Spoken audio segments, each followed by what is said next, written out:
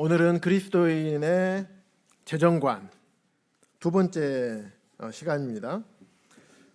지난주에는 우리가 첫 번째 시간인 왜 성경에서 경제와 재정을 배워야 하나, 왜 배워야 된다고 지난주에 들었습니까?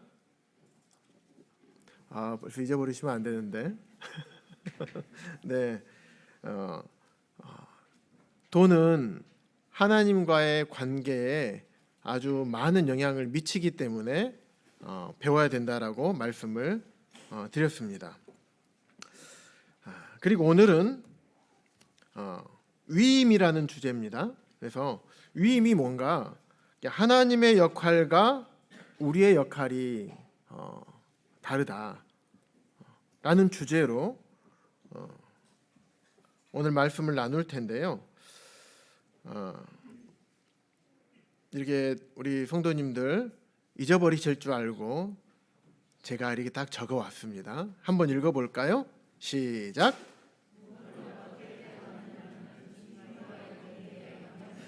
네, 돈을 어떻게 다루느냐는 주님과의 관계 영향을 미친다.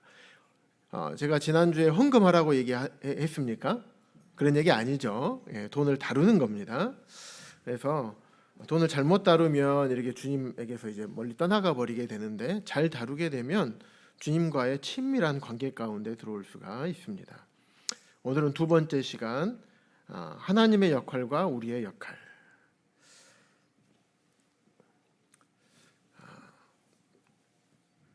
돈의 영역에서 우리가 가장 먼저 생각해야 될 개념이 무엇이냐면, 하나님은 로드다. 하나님은 주인이시라는 개념을 가장 먼저 우리가 생각을 해야 됩니다. 돈의 영역에서요. 우리 삶의 영역에서도 마찬가지지만 특별히 우리가 돈의 영역에 대해서 말씀을 나누는 거니까, 돈의 영역에서 하나님은 로드다, 주인이다. 이 말씀이 아멘이 되시나요? 예, 감사합니다.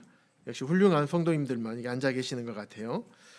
실제적으로 말씀이 아멘이 될 뿐만 아니라 우리의 삶에서 주님을 나의 로드로, 주님으로 인정하고 살고 계시죠? 네네. 그럼 이 다음의 말씀을 한번 보겠습니다. 하나님의 마음에 합한 다윗의 고백. 다 같이 한번 읽어볼까요? 역대상 29장 11절에서 12절 말씀입니다. 시작. 여호와여, 위대하심과 권능과 영광과 승리와 위엄이 다 주께 있사오니 천지에 있는 것이 다 주의 것이로소이다. 여호와여, 주권도 주께 속하였사오니 주는 높으사 만물의 머리이심이니이다. 부와 기가 주께로 말미암고 또 주는 만물의 주이시사 전에 존재와 능력이 있사오니 모든 사람을 크게 하심과 강하게 하심이 주의 손에 있나이다.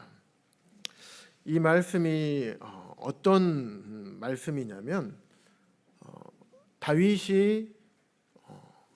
성전을, 하나님의 성전을 건축하지 못했죠.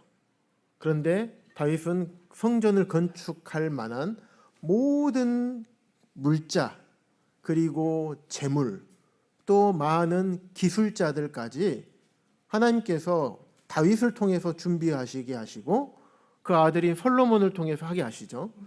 다윗이 딱 보니까 모든 것이 다윗의 삶을 살펴보면서 성전 건축 준비가 딱 완료된 것을 보면서 다윗이 이런 얘기를 한 거였습니다. 이게 다윗의 고백이에요. 골로새서 1장 16절에 보면 만물이 그에게서 창조되되 하늘과 땅에서 보이는 것들과 보이지 않는 것들, 왕권들, 왕들이죠. 주권들, 통치자들, 권세들, 만물이 다 누구로부터 말미암았다고 했습니까?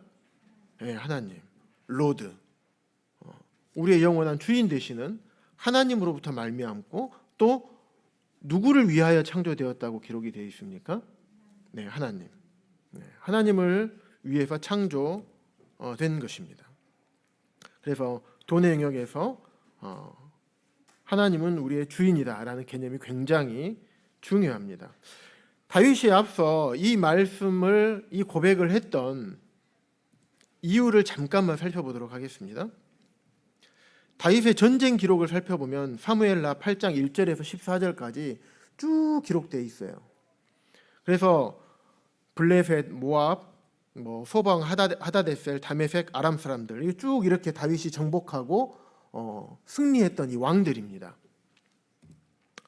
그래서 이들을 다 정복한 다음에 어떻게 됐느냐? 첫 번째, 블레셋을 통해서는 무엇을 공급하셨는가 보니까 철을 다루는 기술을 습득하게 됐어요. 전리품으로 성전을 지을 때 성전 기물들을 해야 되는 놋을 가져온 겁니다. 다 읽어드리지 않겠습니다. 그래서 모압 사람들은 조공을 바쳤어요.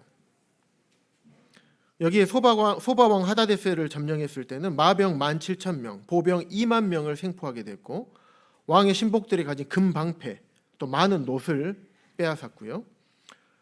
그리고 아람이 다윗의 종이 돼서 조공을 또 바쳤습니다. 물질들을 많이 바치게 됐죠.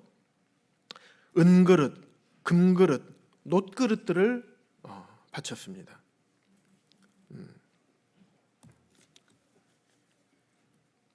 그리고 백향목과 잣나무, 또 건축가들을 두로라는 곳을 점령함으로써 이것을 얻게 됐어요. 성전 건축할 수 있는 기술자들과 물자들을 누가 공급했습니까? 다윗이 이겨서 공급받은 겁니까? 물론 결과론적으로만 보면 다윗이 전쟁에서 다윗과 그의 백성들이 승리해서 얻은 거겠죠. 그런데 역대기 기자는 그렇게 말씀하고 있지 않습니다. 다윗이 다메섹 아람에 수비대를 두매 아람 사람이 다윗의 종이 되어 조공을 바치니라. 다윗이 어디로 가든지 누가 이기게 했습니까? 여호와께서 이기게 하시니라. 역대상 18장 13절에도 기록이 되어 있는데요. 다윗이 에돔의 수비대를 두매 에돔 사람이 다 다윗의 종이 되니라. 다윗이 어디를 가든지 여호와께서 이기게 하셨더라. 다윗을 대적했던 나라들, 이 나라들을 통해서 하나님의 성전을 짓도록 하셨어요. 그래서 우리의 삶도 이와 마찬가지지 아닐까 생각을 해봅니다. 우리 성도님들의 지금까지 살아오는 삶을 한번 살펴보시기 바랍니다. 마음속으로 눈을 감고 한번 생각해 보세요. 나의 인생을 뒤로 시간을 거꾸로 돌려서 내가 어떻게 살아왔는가? 내가 어떤 삶을 살았고 어떤 상황에서 내가 예수 그리스도를 믿음으로 말미암아 구원을 받고 그 하나님의 은혜를 받은 자가 되었는가? 어떻게 천국의 소망을 갖는 자가 되었는가? 그 이후에 지금까지 살아오면서 내가 나의 노력으로 이렇게 살아왔는가? 아니면 하나님의 도우심과 하나님의 인도하심에 따라서 내가 지금까지 살아와서 지금 현 시점에 살아가고 있는가? 다윗은 이것을 회상했어요. 나의 공로라고 생각하지 않았습니다. 모든 것을 준비해 놓고 다윗은 이게 하나님께서 나에게 베푸신 은혜고 하나님께서 나와 함께 하셨기 때문에 이 일을 이룰 수 있었고, 그렇기 때문에 이것은 결코 다윗 나 자신이 이 일을 이룬 것이 아니라 하나님께서 이룬 것이라는 것을 알게 된 것입니다. 우리 성도님들도 동일하게 이런 생각을, 다윗과 같은 생각을 갖고 계실 것으로 제가 믿습니다. 그래서 돈의 영역에서 우리가 가장 먼저 생각해야 될 개념은 아까 말씀드린 것처럼 하나님은 주인이다. 그런데 어느 영역에서 주인인가? 세 가지 영역에서 주인입니다. 첫 번째, 소유권자. 두 번째, 주권자. 세 번째, 공급자에서 주인이십니다. 지금 살펴볼 것은 이제 소유권자 되시는 하나님에 대해서 살펴보도록 하겠습니다. 신명기서 말씀에 보면 하늘과 모든 하늘의 하늘과 땅과 그 위의 만물, 하늘과 모든 하늘의 하늘은 어디를 얘기합니까? 온 하늘과 온 우주를 얘기하죠. 그 위의 만물은 본래 누구에게 속한 것이라고 되어 있습니까? 네, 여호와께 속한 것. 달에 아폴로를 보내서 거기에서 뭐 몇 톤을 가지고 오고 달에 암석을 가져오고 운석이 떨어지면 운석 조각 하나가 얼마씩 한다고 해서 사람들이 수천만 원, 수억 원을 호가한다 그래서 지난번에 구리시인가 그쪽에 막 몰리고 막 그랬었죠. 그런데 운석이 조각이 아니라 모든 하늘에 있는 온 우주가 하나님의 것입니다. 돈으로 환산할 수 있을까요?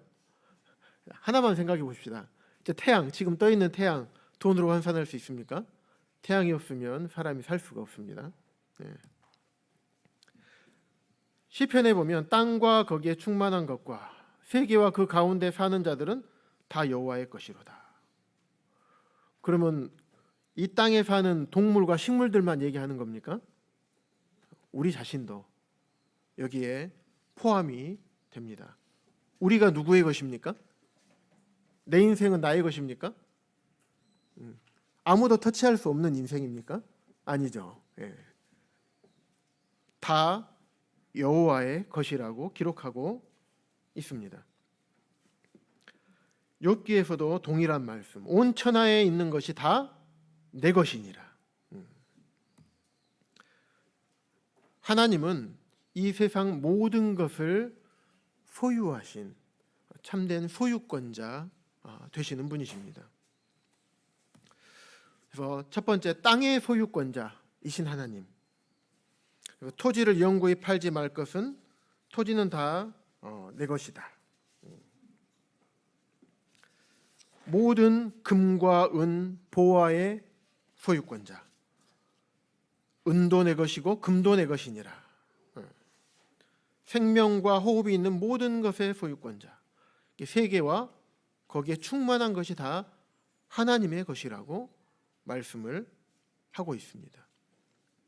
그럼 우리가 일반적으로 생각할 때 부자 하면 어떤 사람을 부자라고 말합니까? 돈 많이 가진 사람, 뭐든지 많이 가진 사람을 부자라고 합니다. 그럼 하나님은 얼마나 큰 부자신가요? 하나님은 우리 성도님들의 누구신가요? 우리하고 상관없는 분이신가요? 그분이 나의 소유권자이시지만 나의 아버지 되시죠. 아버지 것은 곧 누구 겁니까? 네, 우리 거예요. 성도님들 부끄러워하지 마세요. 아버지 것이 내 것이라 그래도 이게 잘못된 것이 아닙니다. 우리 동북교회 그 아버지 것이라고 하시는 자주 말씀하시는 형제님 계시잖아요. 네, 다 아버지 거라고 하시잖아요. 맞습니다. 네, 다 아버지 거예요. 그래서 내 것이 아니라 하나님 겁니다. 거꾸로 얘기하면 하나님의 것이 곧 우리의 것이 되는 겁니다. 그래서 부는 성경적인 부자라는 건 뭐냐면 부는 하나님께서 창조하신 거예요. 부가 나쁜 게 아닙니다. 일반적으로 부자하면 그리스도인이 어떻게 막 부자 막 얘기하고 막 그렇잖아요. 마치 부자들은 비난의 대상이 되고 마치 부자들은 경건하지 않은 것처럼 이야기하는데 그거 잘못된 거겠죠. 부 자체는 나쁜 게 아닙니다. 하나님께서 창조하신 거기 때문에 어떤 겁니까? 선한 거죠. 근데 이 부 자체도 하나님께서 다스리시는 것입니다. 그래서 부자는 어떤 사람인가? 하나님께서 부하게 하신 사람이 부자예요. 맞죠? 하나님께서 부를 다스리기 때문에 부자면 하나님께서 그에게 물질을 허락하지 않으시면 그가 부자가 될 수 있을까요? 아니겠죠. 그래서 부자는 하나님께서 부하게 하신 사람이 부자예요. 그리고 또 물질적인 부분으로 봤을 때 얘기를 하는 겁니다. 부자는 하나님께 재물을 많이 하나님께서 주신 거라고 되어 있습니까? 위탁받은 사람이라고 되어 있습니까? 위탁받은 사람이에요. 위탁이라는 것은 위탁받은 사람의 소유입니까? 주인의 것을 위탁받은 사람인 겁니까? 네, 주인의 것인 거예요.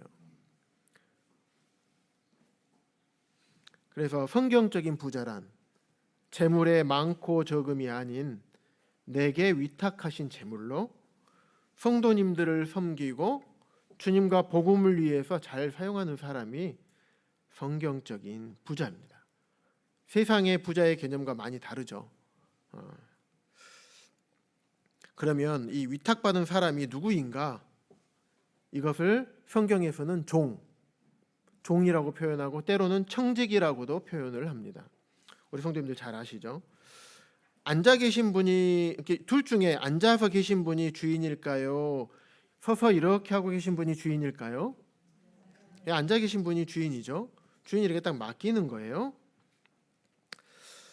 그래서 청지기는 맡은 자를 말합니다.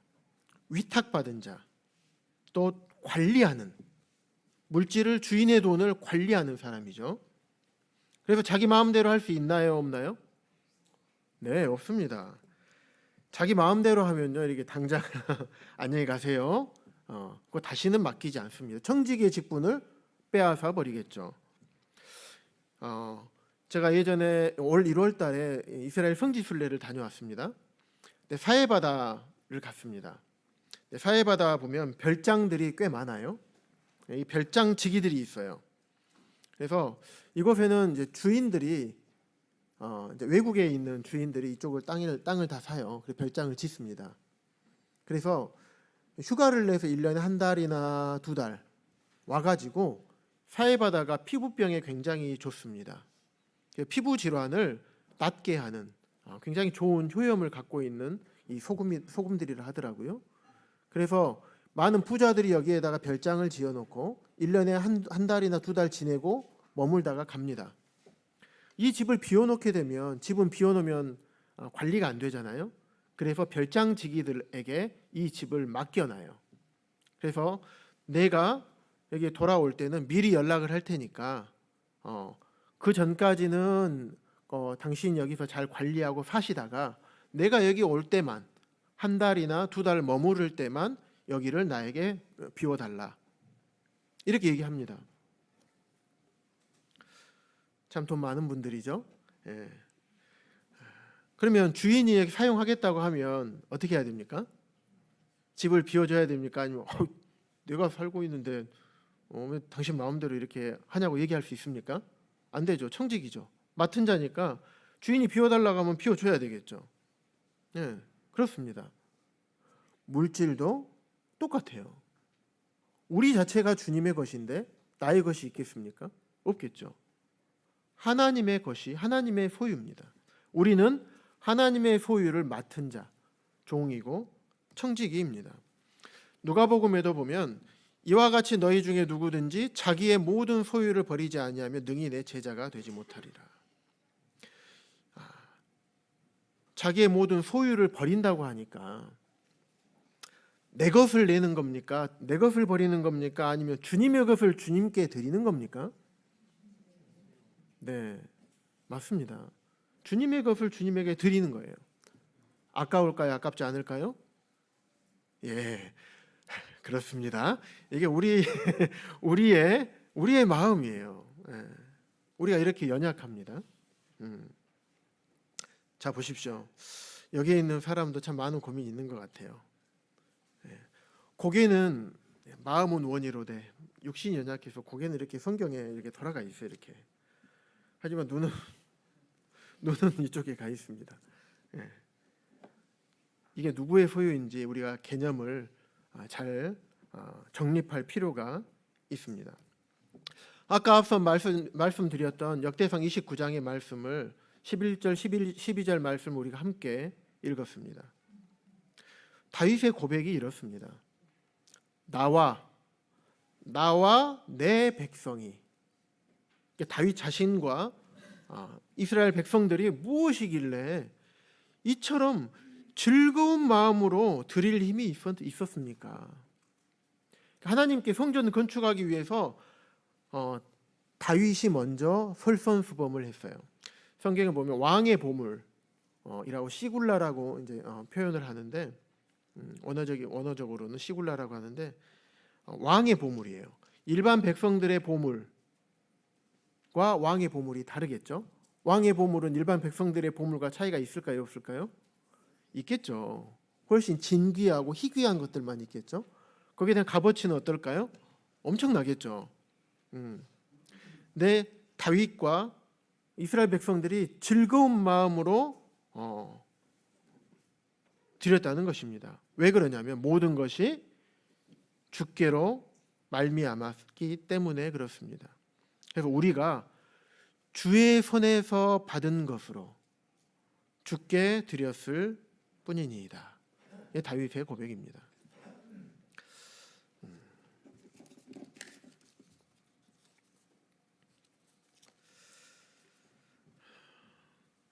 이런 고백이 하나님께서 준비하신 신령한 복을 누리며 사는 비결이 될 것입니다. 창세기 22장에 보면 하나님께서 쓰시는 사람 중에서 아브라함을 시험하시는 장면이 22장에 기록되어 있습니다. 아브라함의 믿음을 우리 성도님들 잘 아시죠? 이 부분을 잘 보시기 바랍니다. 아브라함은 하나님을 인정을 했죠. 물론 이삭을 사랑하는 독자 이삭을 드린 것은 맞습니다. 그런데 아브라함이 이삭의 소유주를 하나님으로 인정하지 않았다면 드릴 수 있었을까요? 설사 죽이더라도 내가 아들을 이삭을 바치더라도 다시 살려낼 것을 믿었을 것입니다. 하나님을 인정했던 아브라함. 그 아브라함에게 사랑하는 독자 이삭을 데리고 오라고 했을 때 아브라함은 지체하지 않고 이삭을 데리고 모리아산으로 갔습니다. 거기서 이삭을 잡으려고 했을 때 성급하게 아브라함아 하나님께서 아브라함을 부르셨습니다. 그리고 내 아들 독자까지도 내게 아끼지 아니하였으니. 아브라함에게 있어서 이삭은 어떤 존재였을까요? 말로 표현하기가 어렵겠죠. 그만큼 아브라함에게 소중한 존재였습니다. 그 아브라함이 이삭을 하나님께 드리려고 했을 때 그때 하나님께 이렇게 말씀하십니다. 내가 이제야 내가 하나님을 경외하는 줄을 내가 아노라. 하나님은 아브라함의 마음을 모르셔서 그러셨을까요? 아니죠. 하나님은 우리의 믿음을 보고 싶으신 거예요. 우리의 믿음을 통해서 하나님께서 영광을 취하시기를 원하고 우리의 믿음의 행동을 통해서 하나님께서 기뻐하시기를 원하십니다. 우리 성도님들, 아브라함에게 이삭이 엄청 소중한 존재였습니다. 이삭도 어떻게 했습니까? 하나님께서 주신 것입니다. 그럼 우리에게 있어서 이 땅의 삶을 살아가는 우리에게 있어서 이삭은 무엇일까요? 이 이삭은 우리에게 있어서 이삭은 누구의 것일까요? 한번 이 시간 생각해 보기를 원합니다. 우리는 이 땅에 사는 나그네 인생을 산다라고 우리가 흔히 많은 고백을 우리가 하면서 삽니다. 외국의 노동자들이 우리나라 많이 오죠. 그러면 이 땅에 살 것처럼 영원히 살 것처럼 이렇게 사는 사람들이 있나요? 아니죠. 이 땅에 살아가지고 이 땅에서 돈을 벌면서 어디로 보냅니까? 다 가족들에게 보내죠. 잠시 잠깐 일하기 위해서 이 땅에 온 겁니다. 나그네들이 어디 한 곳에 정착해서 사는 사람들을 우리가 나그네라고 얘기하지 않습니다. 잠시 잠깐 원래 목적지를 가기 위해서 쭉 가지만 그곳에서 묵어야 되기 때문에 잠깐 머무른 사람들을 나그네라고 합니다. 우리는 우리가 가야 될 본향을 위해서 살아가는 우리는 나그네의 삶을 살고 있는 사람들입니다. 그래서 우리는 이 땅을 사모하는 것이 아니라 저 본향을 사모하는 믿음의 조상인 아브라함이 살았던 삶, 또 수많은 시간상 언급할 수 없지만 수많은 믿음에 앞선 조상들이 선진들이 살았던 그런 믿음의 삶을 우리가 본받는 삶을 살아가야 될 것입니다. 이스라엘도 그렇고 싱가포르도 그러는 것 같아요. 거기는 땅을 이번에 전국 장로 수양에 가서 전국 목회자 수양에 갔을 때 거기서 이제 싱가포르 앙모 교회 왕덕경 선생님 모셔서 말씀을 전해주셨습니다. 싱가포르는 땅값이 엄청 비싸요. 그런데 이렇게 소유를 할 수가 없습니다. 뭐 20년 단위로 빌린다고 하더라고요. 이스라엘도 그러죠. 그래서 50년 만에 이렇게 희년이 돌아옵니다. 이번에 하마스가 이 희년에 맞춰서 이렇게 이스라엘을 공격한 거잖아요. 그런데 희년이 50년인데 이스라엘도 땅을 살 수가 없어요. 빌리는 겁니다. 그러면 50년 동안 빌리는데 이 땅을 빌려요. 국가로부터 빌립니다. 돈을 주고. 그런데 49년 동안 쓰고 1년 남은 땅을 내가 빌리면 돈이 비쌀까요? 쌀까요? 싸죠. 49년 남은 땅은요 굉장히 비싸겠죠. 이스라엘도 그러게 익숙해 있어요. 이 땅이 내게 아니구나. 하나님 것이구나. 그래 우리는 빌려 쓰는 자들이구나. 소유가 우리 것이 아니라는 것이 이스라엘 사람들은 마음 안에 새겨져 있습니다. 어떻습니까? 이 땅에서 살면 우리의 것이 아니겠죠. 우리가 가지고 있는 땅이나 집, 우리의 것이 아니죠. 이 땅에서 우리 영원히 살 게 아니잖아요. 그렇기 때문에 우리가 주님께서 우리를 언제 부르시는가, 주님의 강림하심을 우리가 기다리고 살아가는 사람입니다. 초대교회 성도님들은 그랬다고 하더라고요. 우리 모임 초창기 형제님들, 저 하늘을 저 끝에 바라보면 작은 구름 한 점이 딱 생기면 주님께서 구름 타고 오신다 그랬는데 저 구름이 주님의 구름인가 하면서 다시 오실 주님, 그래서 우리를 하늘로 공중으로 부르실 데려가실 이 주님을 바라보면서 하루하루를 사셨던 그런 간증을 들은 적이 있습니다. 우리도 그런 믿음의 삶을 살아갔던 우리 앞선 세대의 성도님들의 삶을 본받아야 할 것입니다. 우리는 과연 그러면 실제적으로 하나님의 소유권을 인정하고 있는가? 누가복음에 보면 또 무리에게 이르시되 아무든지 나를 따라오려거든. 예수님을 그 당시에 따라가려고 했던 사람들이 굉장히 많았죠. 제자들뿐만 아니라 예수님과 12제자들이 움직이면 사람들이 구름 같은 관중들이 몰렸죠. 왜냐하면 병자를 고치고 죽은 자를 살리고 수많은 이적들을 행하고 예수님이 엄청났거든요. 그래서 그분을 막 따르고 싶었어요. 그런데 자기를 부인하지 못하고 자기의 소유를 버리고 따르라고 가난한 자들에게 다 주고 오라고 했던 그 청년처럼 한숨을 쉬고 주님을 떠나가 버렸죠. 따르지 못하고. 그래서 주님을 따르려면 첫 번째 자기를 부인하는 게 먼저 돼야 될 것입니다. 그 다음에 자기를 부인해야 내가 져야 될 나의 십자가를 질 수가 있을 것이고 그 다음에야 주님을 따를 수 있게 되는 겁니다. 하나님의 소유권을 인정하게 되었을 때 이런 삶을, 믿음의 삶을 살 수가 있습니다. 하나님의 소유권을 인정하기 위한 한 4가지 제안을 제가 적어봤습니다. 앞으로 30일 동안 아침에 일어날 때와 잠들기 바로 전에 역대상 29장 11절에서 12절을 묵상해 보시기 바랍니다. 12절이에요. 저희 집에 오신 분들은 아실 텐데 제가 이 말씀 구절을 프린트해서 현관문 안쪽에다가 붙여놨어요. 붙여놓은 지가 꽤 오래됐습니다. 그러면서 들어가고 이제 집에서 나갈 때, 밖으로 나갈 때 이 말씀을 보도록 이렇게 해놨습니다. 우리가 암송을 왜 해야 될까요? 이 말씀입니다. 암송을 왜 해야 될까요? 암송을 하면요, 어떤 장점이 있냐면 내가 말씀이 암송을 한 말씀이 내 안에 살아서 움직인다고 하더라고요.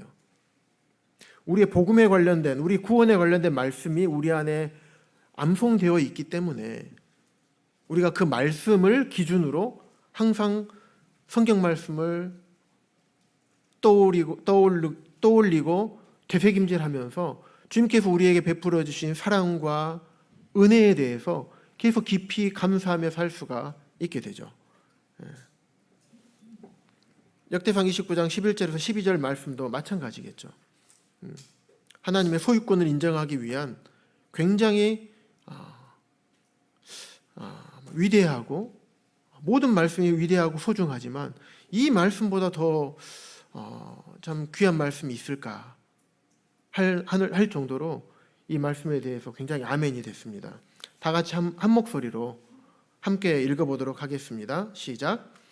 여호와여, 위대하심과 권능과 영광과 승리와 위엄이 다 주께 속하였으니 천지에 있는 것이 다 주의 것이로소이다. 여호와여, 주권도 주께 속하였사오니 주는 높으사 만물의 머리이심이니이다. 부와 귀가 주께로 말미암고 또 주는 만물의 주제가 되사 손에 권세와 능력이 있사오니 모든 사람을 크게 하심과 강하게 하심이 주의 손에 있나이다. 아멘이 되시나요? 네. 하나님은 이런 분이십니다. 그리고 두 번째, 언어를 사용할 때 인칭 대명사를 바꿔보면 좋습니다. 인칭 대명사가 뭐냐면 나의 것, 누구의, 물질을 사용할 때 물질에 대해서 우리가 대화를 하잖아요. 언어를 표현할 때 이거 내 거야, 이거 내 거야, 이런 표현이 아니라 이런 말 대신에 주님의 겁니다. 이렇게 바꿔서 사용해 보시기 바랍니다. 한 2년 전에 한 형제님하고 식사를 할 때가 있었습니다. 우리 모임에 굉장히 큰 사업을 하시는 형제님이셔요. 그래서 매달 형제님의 실제적인 수익이 얼마나 되는지 계산을 하지 못하는 그런 형제님하고 식사를 한 적이 있습니다. 곱창집에 가서 곱창볶음을 먹었습니다. 형제님께서 이제 얼굴 보고 싶다고 내려오셔서 밥 먹자 해서 이제 식사를 했습니다. 그런데 저녁 시간이었어요. 그런데 요즘도 이러신 그 어르신들이 계시더라고요. 어떤 할머니께서 이제 비닐봉지에 큰 마대자루 같은 것을 들고 계시고 비닐봉지에서 소분해서 비닐봉지를 들고 다니셔요. 식사하는 곳에 오셔가지고 일단은 테이블에 올려놔요. 5,000원, 5,000원 테이블 올려놓고 5,000원 달라는 거예요. 뭡니까? 물어보니까 오이인데 한 봉다리 5,000원. 몇 개 들었나 보니까 3개 들었어요. 5,000원이에요. 그래서 그 형제님께서 그래 할머니, 그러면서 먼저 저한테 이거 혹시 오이 필요하세요? 그래서 꼭 필요한 건 아닌데 우리 자매가 잘 먹습니다. 했더니 그래요? 그러면 오이 하나 사줄게요 하면서 할머니 오이 하나 주세요. 그래서 5,000원을 이렇게 10,000원을 딱 드렸어요. 5,000원을 거슬러 주셔야 되는데 다시 한 봉다리를 딱 꺼냅니다. 고추예요. 이거 같이 가져가. 형제님께서 할머니 죄송한데 고추까지는 필요가 없고 할머니가 이제 늦은 시간에 이제 고생하고 수고하시기 때문에 제가 이 하나는 살 수 있습니다. 하지만 이 고추는 전혀 필요하지 않고 제가 이게 그렇기 때문에 제가 살 수가 없습니다. 그랬더니 그러지 말고 그냥 가져가 하고 뒤로 돌아서시는 거예요. 굉장히 딱 잡으시고 할머니, 이 돈은 제 돈이 아니라 하나님의 돈이기 때문에 제가 임의로 사용할 수가 없습니다. 그래서 5,000원에 대해서는 제가 할머니께 제가 사용할 수 있고 이분에게 제가 드리려고 산 거지만은 고추는 필요가 없으니 고추는 그냥 가져가시고 5,000원을 거슬러 주세요 하니까는 그래도 막무가내로. 그래서 형제님께서 죄송합니다. 그러면 이것도 가져가시고 10,000원 내주세요. 그러니까 아니 됐다고 5,000원을. 이 형제님이 돈이 많으신 분인가요? 적으신 분이라고 제가 적으신 분인가요? 돈이 많으신 분이셨어요. 그 이후에 형제님께서 저한테 그렇게 얘기를 해주시더라고요. 그냥 10,000원짜리 한 장을 쓸 때도 하나님의 결제를 받고 씁니다. 형제님은 못 보셨겠지만 제가 이 할머니를 보고 잠깐 마음속으로 하나님께 기도했습니다. 이 돈을 써도 될까요? 그랬을 때 5,000원 정도만 하도록 이렇게 저한테 그래서 물어보셨던 거예요. 그래서 굳이 필요가 없는데 이제 아내가 좋아한다고 하니까 사주신 겁니다. 이렇게 우리가 갖고 있는 물질이 주님의 것이기 때문에 사용할 때 있어서도 이거는 내 것이 아니고 그냥 나의 것이라는 표현보다도 주님의 것, 주님께서 맡기신 것, 이런 용어를 사용해 보시면 하나님의 소유권을 인정하는데 많은 훈련과 연습이 되실 것입니다. 그리고 정말 중요한 건데요. 세 번째, 앞으로 30일 동안 하나님의 소유권을 깨닫게 해달라고 기도하십시오. 하나님께서 우리 안에 계신 성령님을 통해서 깨닫게 해주시기를 기도하셔야 돼요. 성령님이 역사하지 않으시면 우리가 어떻게 깨달을 수 있을까요? 안 되겠죠? 그럼 네 번째, 물건을 살 때마다 하나님의 소유권을 인정하는 습관을 연습하시기 바랍니다. 그래서 하나님은 세 가지 영역에서 주인이시죠. 두 번째, 하나님은 주권자 되십니다.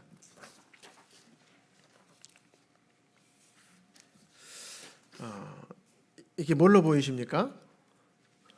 푸른 하늘. 예, 은하수입니다. 성도님들 잘하시네요. 네, 은하수예요. 제가 은하수를 어디서 참 감명 깊게 봤냐면, 첫 번째는 제가 군에 있을 때, 군대는 불빛도 없고 저기 전방에 있었습니다. 휴전선 근처에 있다 보니까 오염도 많이 없죠. 밤에 보초를 쓸어 나가가지고 딱 아무도 없어요. 하늘을 딱 보니까 하늘이 은하수가 이렇게 쫙 있는데 너무 아름답고 멋있더라고요. 그리고 두 번째는 제가 28살 때 이제 필리핀 선교지 방문 갔을 때 야자나무로 만든 보트를 팜보트라고 합니다. 그래서 이 팜보트를 타고 이제 까빌라오 섬, 카모테스에서 까빌라오 섬 가는데 거기서 나올 때 하늘을 딱 보는데 군대에 있을 때보다 더 잘 보이더라고요. 왜 이걸 보여드렸냐면 누가 창조하신 겁니까? 그리고 누가 운행을 하십니까? 하나님의 주권으로 이들을 운행하시는 거예요. 그들의 모든 이름을 부르시고 그의 능력으로 운행하시는 겁니다. 우주가 딱 어느 실에 다 별들이 매달려 있는가요? 아니죠. 우주는 공간에 있습니다. 지구도 공간에 있죠. 어떻게 떠 있을 수 있을까요? 네, 제가 말씀드릴게요. 과학 시간은 아니기 때문에 이게 서로 끌어당기는 힘이 있어요. 이 끌어당기는 이 힘이 있어서 이 힘들이 아주 절묘하고 미세하게 조정이 돼 있어서 별들과 별들이 각각 이 절묘하게 가만히 있는 것이 아닙니다. 그래서 끌어당긴 힘이 대칭이 되니까 이게 한쪽으로 안 쏠리죠. 한쪽 힘이 조금이라도 세면 어떻게 될까요? 이렇게 움직이겠죠. 그래서 힘이 세면 어떻게 됩니까? 한쪽으로 끌어당겨지고 부딪히게 되겠죠. 그러면 별이 이 한 은하에 별이 1,000억 개가 담겨 있어요. 이런 은하가 1,000억 개가 우주에 있습니다. 이 별들이 서로 미세하게 조정되어 있는데 어떻게 미세하게 조정되어 있을 수 있을까요? 하나님께서 하셨기 때문에 그래요. 이 중력이, 우주에 있는 중력이요, 10의 60승분의 1, 10의 60승분의 1, 이거는 사실 존재하지 않는 숫자입니다. 0점 하고 0이 59개 있고 마지막에 1인 거예요. 10의 60승분의 1. 천문학적 숫자라고 합니다. 실제로는 0이죠. 거의 완벽. 그래서 아주 조금만 틀어져도 우주가 존재하지 못하는, 서로 적당한 아주 정확한 힘으로 끌어당겨 있을 뿐만 아니라 이게 막 돌아요. 공전과 자전을 합니다. 그런데 유지되고 있는 겁니다. 하나님께서 이것들을 주권적으로 운행하시기 때문에 그렇습니다. 우리가 살고 있는 지구, 인류의 모든 족속을 한 혈통으로 만들고 온 땅에 살게 하셨습니다. 그리고 우리의 삶의 연대를 정하셨죠. 수명을 다 정하신 겁니다. 거주의 경계를 딱 그어 놓으신 거예요. 누가 홍수를 위하여 물길을 터주었고 우레와 번갯길을 내어주었느냐. 누가 사람 없는 땅에 사람 없는 광야에 비를 내리는가. 자연현상을 사람이 주관할 수 있습니까? 없죠. 예, 하나님께서 주관하시는 겁니다. 그래서 우리 지난 가뭄 때 어떻게 했습니까? 하나님께 기도했잖아요. 하나님 비를 내려주시라고. 예.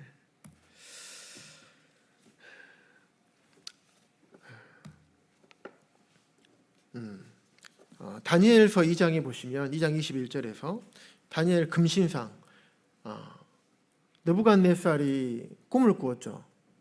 온갖 술객들과 점을 치는 사람들에게 내 꿈이 무엇인가 맞춰봐 달라, 해석 좀 해달라 얘기한 거예요. 그런데 꿈을 얘기도 해주지 않고 해석을 해달라고 하는 겁니다. 누가 할 수 있겠어요? 그런데 하나님께서 다니엘에게 지혜를 주셔서 그 꿈을 해석하도록 보여주셨어요. 그리고 나서 다니엘이 이 얘기를 하는 거예요. 그는 때와 계절을 바꾸시며 왕들을 폐하시고 왕들을 세우시며 지혜자에게 지혜를 주시고 총명한 자에게 지식을 주시는도다. 그래서 다니엘이 느부갓네살에게 가서 쭉 얘기를 했어요. 그랬더니 느부갓네살이 하나님을 찬양합니다. 하나님 믿지 않는 사람이.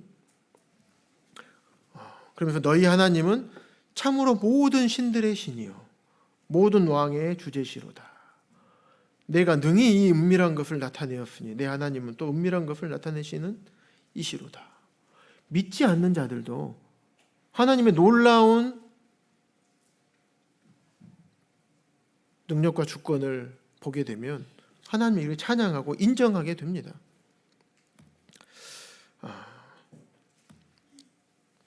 이 느부갓네살 왕입니다. 이 느부갓네살 왕이 또 두 번째 꿈을 꿉니다. 다니엘서 4장에 보면 두 번째 꿈을 꿔요. 그래서 이 느부갓네살이 이제 많이 아파지고 그리고 왕에서 버림받게 되고 그리고 어느 연수가 차게 되면 다시금 왕의 자리로 아팠던 것이 다 질병이 낫게 되고 왕의 자리로 복권될 것에 대해서 이 느부갓네살 왕의 꿈을 다니엘이 해석을 해줍니다. 그리고 실제로 그 기한이 참해. 다니엘은 7년 동안 느부갓네살이 사람들로부터 쫓겨나서 들짐승과 함께 살고 소처럼 풀을 먹고 하늘 이슬에 젖을 것이다. 하늘 이슬에 젖는다는 것은 집도 절도 없이 밖에서 산다는 거죠. 이렇게 7대를 7년을 지날 것이다. 그래서 그 기한이 찼어요. 그 기한이 차고 실제로 느부갓네살이 돌아왔습니다. 그리고 나서 얘기하는 거예요. 내가 지극히 높으신 이에게 감사하며 그리고 그는 자기 뜻대로 행하시는 분이시다. 그분이 말씀한 대로 그대로 자기에게 이루어진 것을 느부갓네살이 경험한 거예요. 하나님은 정말 모든 것의 주권자 되시구나. 그분의 마음대로 행하실 수 있는 분이시구나. 이것을 깨달은 겁니다. 아까 앞서 말씀 살펴본 것처럼 역대상 29장에도 주권도 주께 속하였사오니 주권이 하나님에게 속해 있는 겁니다. 하나님 마음에 합한 자였던 다윗도 이 부분을 인정을 했던 것입니다. 자, 하나님은 세 가지 영역에서 주인이십니다. 세 번째, 하나님은 공급자 되시는 하나님이십니다. 엘리야의 까마귀 잘 아시죠?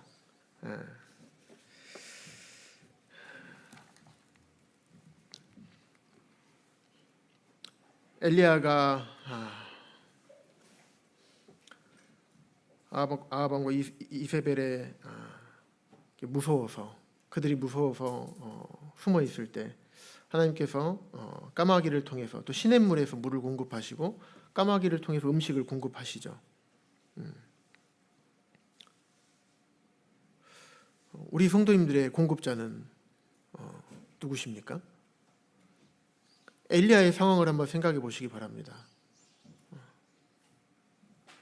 자기를 죽이려고 하는 생명의 위협을 느끼고 있을 때 그냥 광야로 나간 거예요.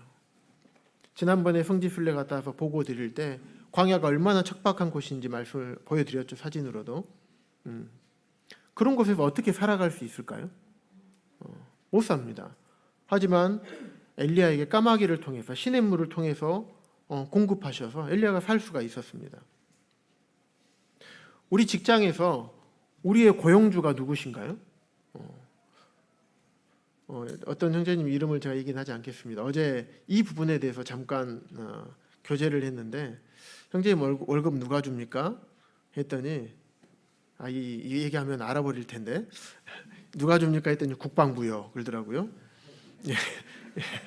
네, 국방부가 월급을 준다는 겁니다. 그 직업이 무엇일까요? 네, 군인입니다. 네. 그래서 제가 그랬어요. 하나님이시다. 하나님께서 형제 이렇게 거기서 일하지 않게 했으면 월급을 받을 수 있겠는가? 우리가 직장 생활을 합니다. 하나님께서 나를 그 직장에서 일하도록 허락하셨기 때문에 또 그리 인도해 주셨기 때문에 하나님께서 우리를 고용하신 겁니다. 하나님께서 우리에게 심장과 건강 주시지 않았으면 우리가 어떻게 일할 수 있을까요? 하나님 그 직장 일하는 곳을 만들지 않으셨다면 우리가 어떻게 거기서 일을 할 수 있을까요? 할 수 없습니다.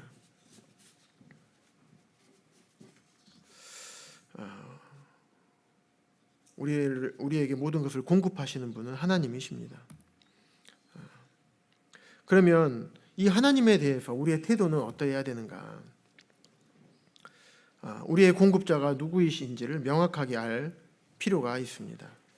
그래서 오늘 우리에게 일용할 양식을 주시옵고, 하나님께서는 주기도문을 가르치실 때 오늘 우리에게 일용할 양식을 달라는 기도는 하라고 하셨습니다. 1년치 양식을 주시옵고 이렇게 했습니까?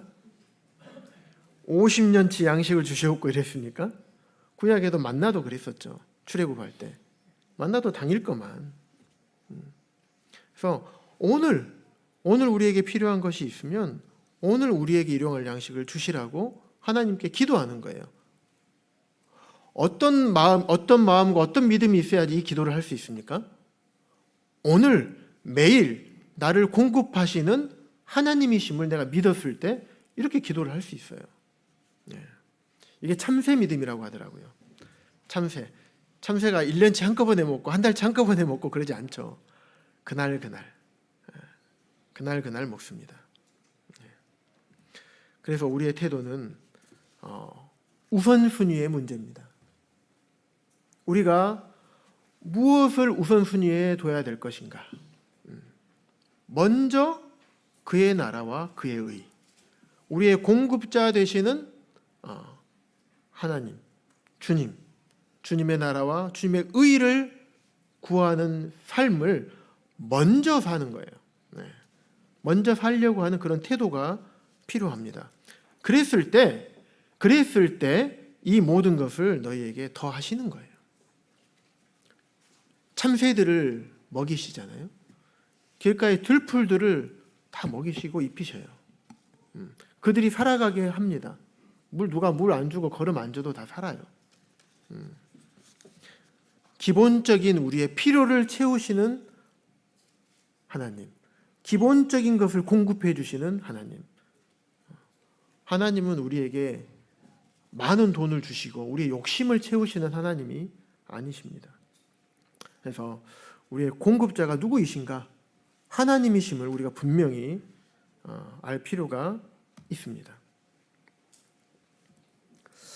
그리고 때로는 우리가 공급의 통로가 막힐 수가 있죠. 막힐 때가 있습니다.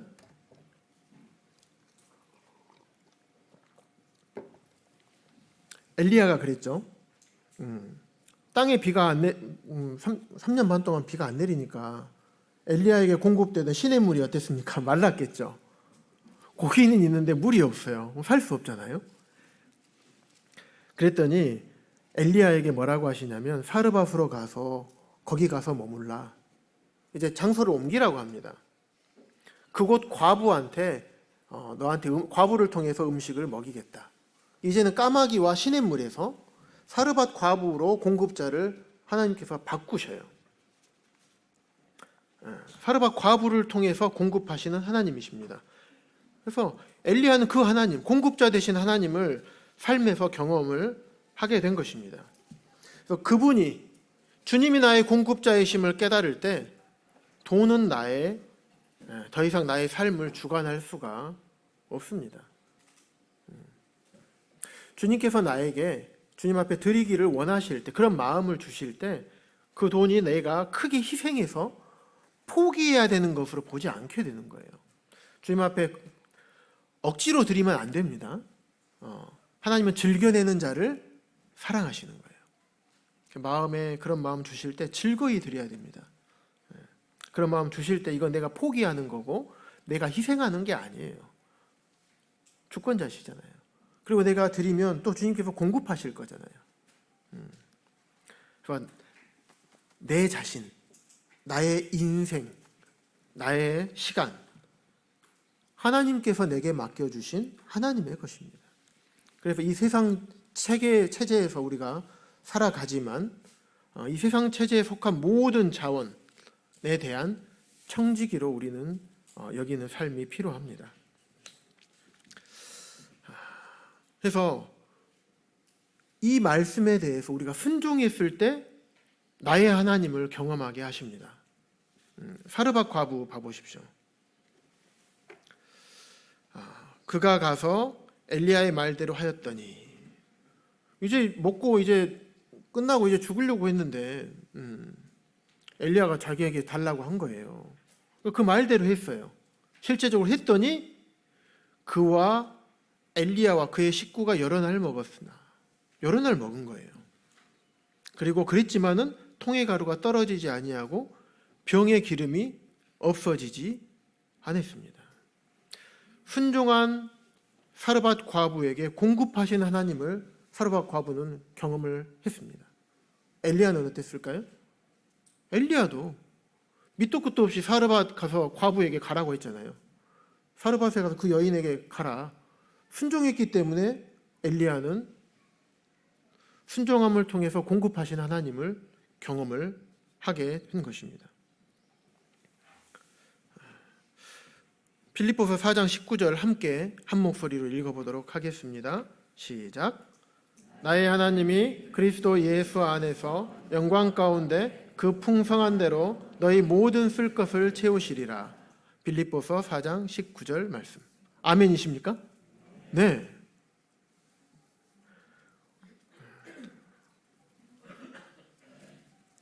하나님이 그리스도 예수 안에서 영광 가운데 풍성한 대로 모든 쓸 것을 채우신다라고 약속의 말씀을 하셨습니다. 그리고 시편 34편에 보면 너희 성도들아 여호와를 경외하라고 합니다. 경외하는 자에게는 부족한 게 없대요. 젊은 사자는 힘이 있습니까? 없습니까? 있죠. 사냥을 잘할 수 있죠. 늙은 사자는 나중에 먹지 못해서 굶어 죽어요. 그런데 젊은 사자는 힘이 있습니다. 그런데 젊은 사자가 궁핍하여 줄일 일이 있습니까? 없습니까? 그러면? 없죠. 근데 그런 젊은 사자가 그럴 리 없지만 궁핍하고 줄일지라도 여호와를 찾는 자, 여호와를 경외하는 자는 모든 것에 부족함이 없을 것이다 라고 말씀하십니다. 주님의 공급하심은 때로는 우리 성도님들 많이 경험해 보셨죠? 때로는 예측할 수 있는 것도 있죠. 예측할 수 있는 것도 있습니다. 하지만 예측하지 못한 예기치 않은 상황에서 예기치 않은 방법으로 예기치 않은 때 공급하시는 것도 많이 경험해 보셨을 것입니다. 내가 아직 승진할 이게 안 돼. 조건도 안 되고 승진할 기간도 안 돼. 그런데 승진하는 경우가 생기지 않습니까? 때로는 이직을 통해서 더 많은 물질을 공급하시는 이런 주님을 경험하지 않으셨습니까? 때로는 집을 사거나 자동차를 구입할 때 시세보다 좀 저렴하게 구입한 적도 있지 않습니까? 때로는 팔 때는 생각하지도 못했던 가격으로 주님께서 공급하시는 것을 경험하지 못하셨습니까?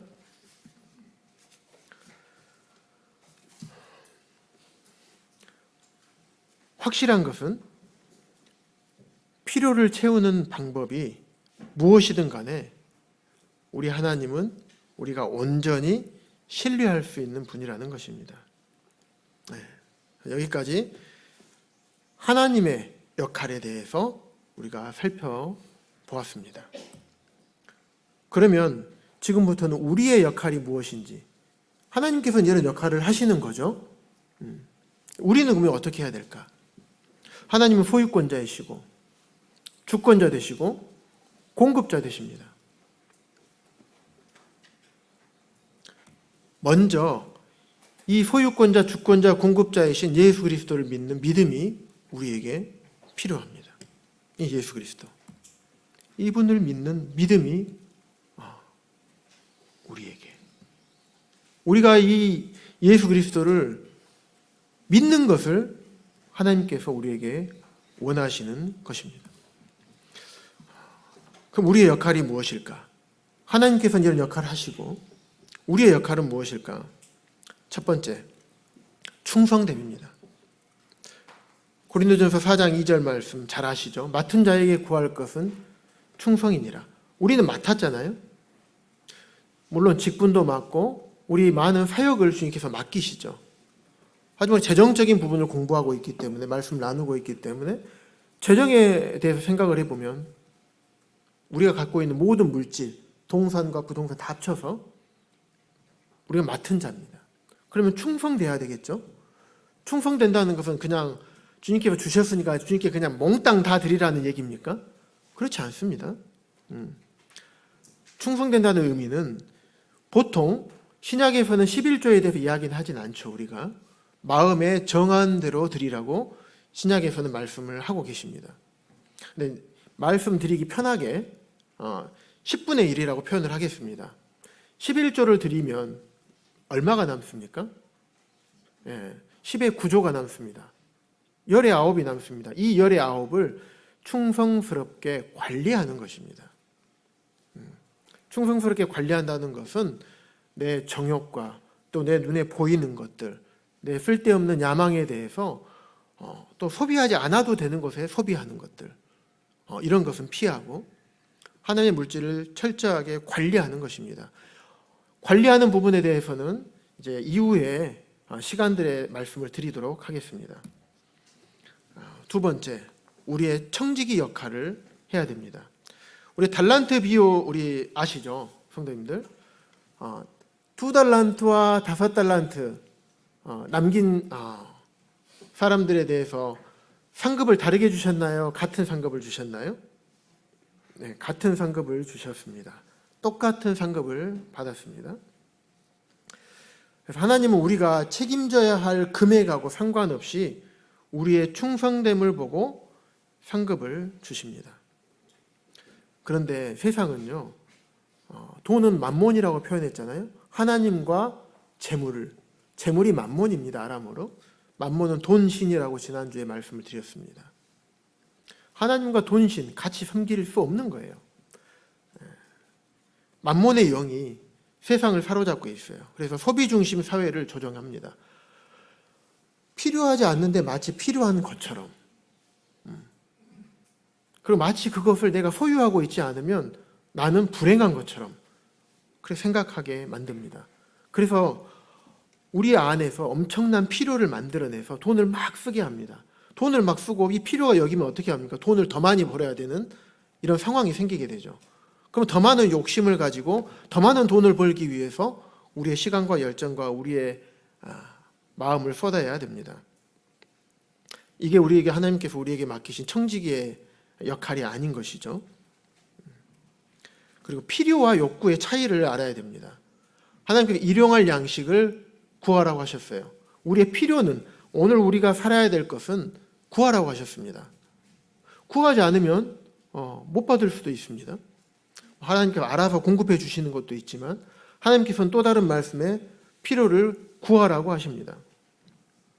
그러면 필요와 욕구의 차이가 있는데 얼마가 있으면 우리 욕구가 채워질까요? 요한복음 4장에 있는 것처럼 우리의 갈증을, 욕구의 갈증을 채울 수 있는 것은 없습니다. 세상의 것으로 아무리 채워도 채워지지 않아요. 밑 빠진 독에 물 붓는 것처럼 끊임없이 목마릅니다. 세상의 매스컴들을 통해서 많이 들으셨을 것으로 여깁니다.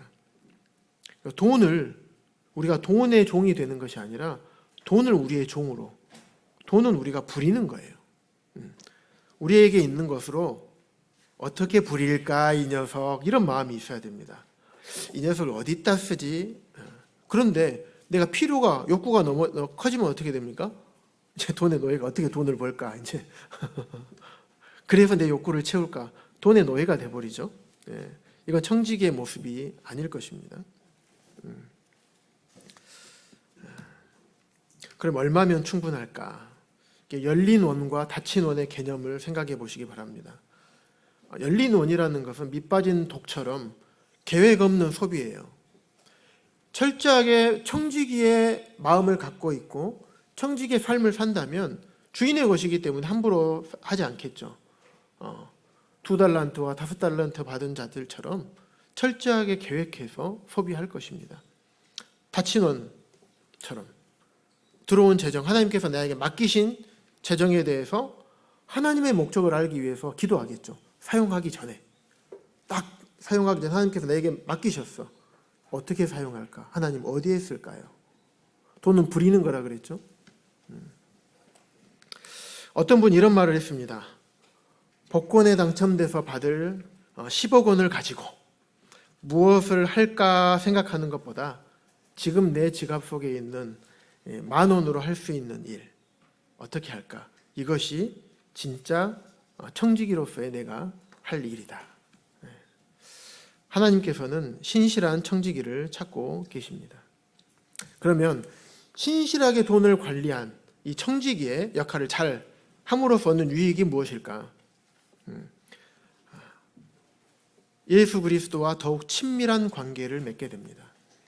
아까 달란트 비유에서처럼 2달란트와 5달란트 이 종들에게 하신 말씀입니다. 잘하였다 착하고 충성된 종아, 내가 적은 일에 충성하였으며 내가 많은 것을 내게 맡기리니 내 주인의 즐거움에 참여하는, 이런 놀라운 유익을 얻게 된 것입니다.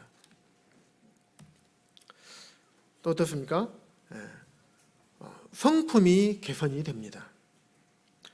우리가 돈을 잘 관리하다 보면, 청지기 역할을 잘 하다 보면 우리의 성품이 주님의 성품으로 조금씩 변화되게 됩니다. 어떤 사람은 책에서 이런 얘기를 합니다. 돈이 말한다. 우리가 어떤 마음을 갖고 있는지는 돈이 말한다. 돈은 일시적인 것 중에서 가장 흔한 것이죠. 돈이 영원하지 않잖아요. 이따가 어떻습니까? 우리 형제님들 월급이 들어오면 형제자매님들 계속 이게 있나요? 아니죠. 이따가 그냥 나가잖아요. 또 흔해요. 주변에 돈이 많습니다. 돈이 많다는 게 아니라 널리 있다는 표현입니다. 하지만 매우 특별하고 영원한 결과를 낳는데 영향을 미친다고 합니다. 이것은 상당히 이 돈의 사용이나 이런 것들이 상당히 무의식적으로 이루어진대요. 철저하고 계획성 있게 이루어지는 것, 이런 것이 아니라 무의식적으로 그냥 습관적으로 생각하지 않고 나도 모르게 이루어진다고 합니다. 그렇게 무의식적으로 이루어지는 것이지만 돈을 벌고 저축하고 소비하고 드리는 과정에서 돈은 사람을 만들어 나간다.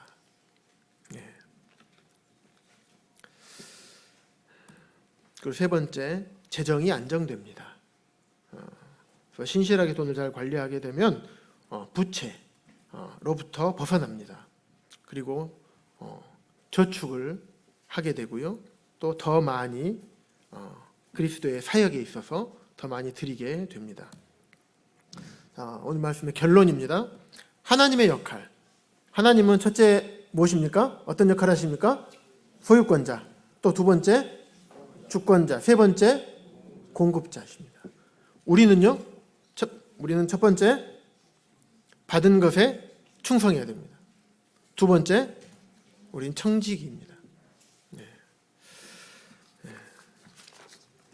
하나님의 역할과 우리의 역할에 대해서 오늘 말씀을 나누었습니다. 그리고 다음 주에는 이 말고 다른 주제로 또 말씀을 전하도록